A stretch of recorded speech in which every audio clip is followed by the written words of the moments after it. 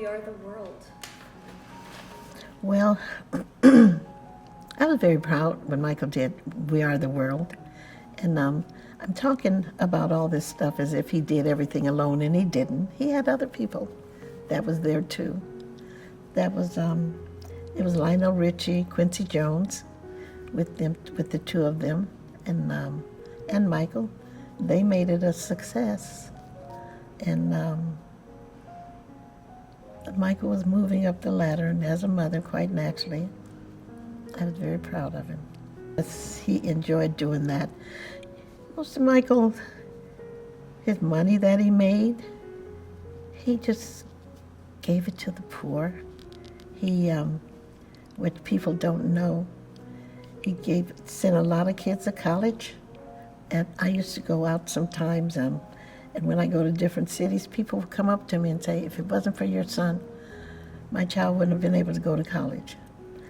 Michael would have when he hear about parents with children that are very sick or something, he paid for the operations of their children.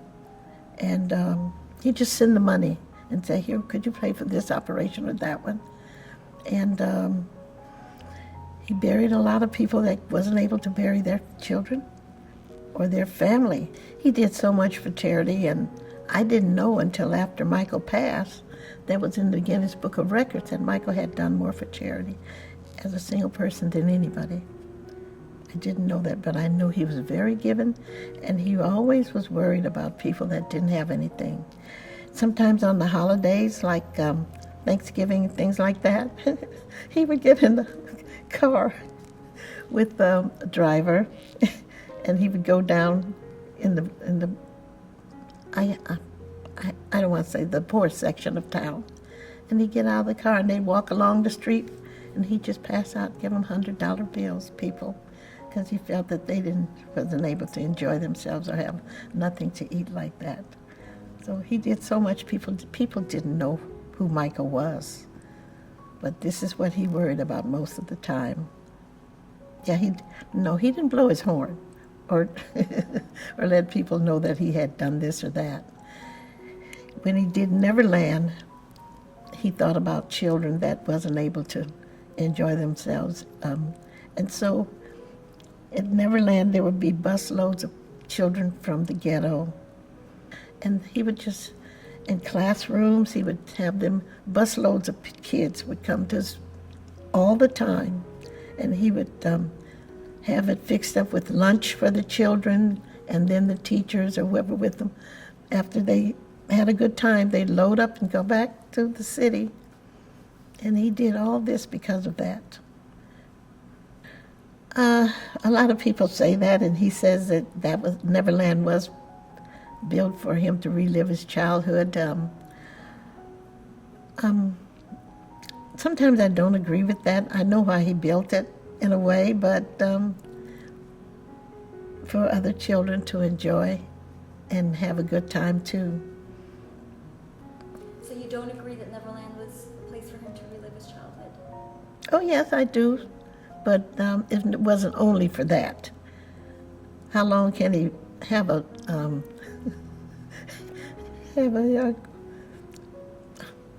I won't say a carnival, I don't know what you call it, but how long can he just go out there and play in there, you know?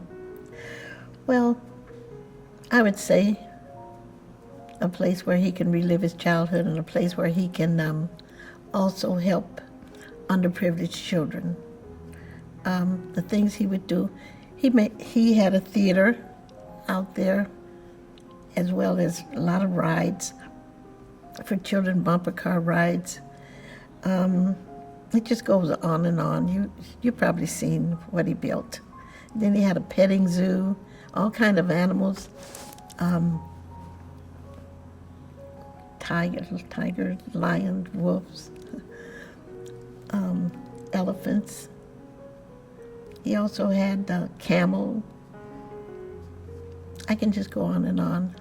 And in the petting zoo, he had wallaby, a lot of smaller animals that the children could go in and pet and all of that. Yeah. In Michael's theater, he had brought in hospital beds so the children that weren't able to sit up and watch the very sick children, he brought in hospital beds for them so they can also watch the movies and whatever was going on the stage and enjoy themselves. Most people didn't know that. Pardon? Most people don't know that. Yeah, most people don't. And I just want them to know what kind of person Michael was. Most people misunderstood Michael because of the media and the other things they'd have out there about him. So you can't believe everything you hear. How did it make you feel when Michael said he lost his childhood? As his mother, how does that make you feel? It makes me feel bad. Michael says, whenever he says he lost his childhood, it makes me feel bad, but Michael did have some childhood. He might not have had as much as other children had because he was in show business, but he did. He went to Disneyland and places like that, but he just couldn't go out and play the way he wanted to every day. So I guess that's what he meant. I don't... Do you think Neverland was also a place where he could have privacy? Yes, it was. He could have privacy when he wanted to, but he didn't have it like a private place. He just had it where people could enjoy themselves. And especially children can come, underprivileged children. And they would come by the busloads. And he enjoyed doing that. He remodeled it. Remodeled it, yeah. But it was already built, he just... It was only one story, Oh. and it was a ranch-style house. And he redid it. He stayed there for quite a while after he did that, though. And then he moved on to Neverland. He wanted a ranch. How many years were you at the house in Encino? How many years have I been there? Yeah, did your family live there? I'd say about 41 years, because I've been up there 2 years. So 41 years at Havenhurst. And Michael built that house for you? We moved there when Michael was a child. And then eventually he remodeled it, and there was another, well, he did build it. They were supposed to, when you remodel, you take everything down but one wall you can. But this man took the whole thing down. And I told him, if I had known you were going to take the whole thing down, I would have did another floor plan. But he didn't. He just took it down and redone it. 2-story English Tudor, which I hate now. I loved it then because they were very popular, but now I can't stand them. Yeah, your new house in Calabasas is gorgeous. You like it? Yeah, I love it. So did Michael come to you and tell you he was moving to Neverland? Yes, we knew. When Michael was thinking about moving to Neverland, moving to a ranch, we were all trying to find a ranch and I reminded him, I said, remember the ranch that we went to, Paul McCartney was staying at when you did Say, Say, Say?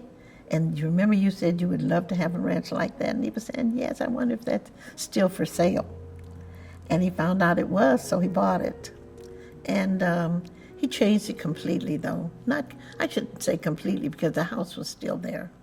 And he remodeled a lot of it. But, and when it was time for him to move in, I had been with my baby all his life, and I just didn't want to lose him. And I call that losing, because when my oldest daughter married, I cried like a baby. I never told her that, but I didn't. You know how mothers are, some of them. And some mothers say, I'll be glad when you're 18, and just push them out of the door. I guess I was like a mother hen, I don't know. But anyway, when Michael moved out and moved to Neverland, I felt really bad. I knew he was, eventually one day he was going to leave. But no, I don't think I'm the type of mother that never wants her children to go. And Michael was finally ready to move out, and I just felt so bad. After he left, I really cried, but I never let him know I did that. And Do you think your relationship drifted with him after he moved out? Not really, but quite naturally, he wasn't around me every night to come and tell me what happened today or what he was recording or anything like that. But our relationship did drift a little because he wasn't around me as much as it was before. How do you feel about that? How did I feel about it? I knew it was coming, so I just had to roll with the punches. So it was okay. It was okay. So how did you feel when you found out Michael married Lisa Marie Presley? I didn't see that one coming. And that's funny for me to say because he usually let me know what he's doing.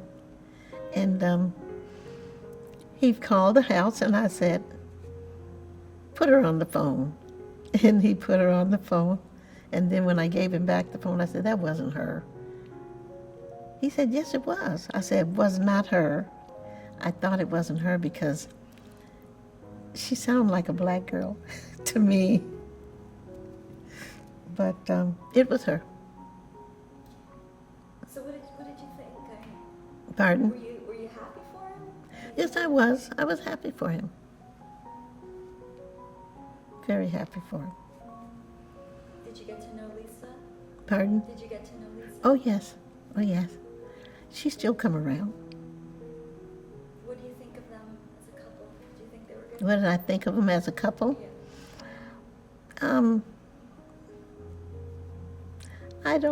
I didn't give it any thought. I just knew that he had married her. She had become his wife. And so that's what I thought about. But I found out she's very nice. And she would come to visit all the time. And I guess that's the southern part of her, because southern people do that. We just come to visit one another all the time. Because I was born in the South, even though my folks moved me to Indiana when I was about 3 or 4 years old, but they still had that old southern way, and so that's how I... Think about the media saying that it was a publicity stunt when he married Lisa. Oh, I knew it wasn't true. It wasn't a publicity stunt. It wasn't. When Michael married Lisa, it was not a publicity stunt. It was real. And the public always going to have something to say, no matter what you do. You can't please them. And they need to shut up if they don't know what they're talking about. Good answer. What about Debbie Rowe? What did you think about that surprise? Debbie Rowe? Was that a surprise? Oh, yes, it was a surprise, too. But I knew he had known Debbie Rowe for a while. Did you wish Michael had come to you first with that and said, People used to do that. Because Michael didn't come to me first, I didn't feel any way slighted or anything like that. It was just something he wanted to do. And if that's what made him happy, make me happy too.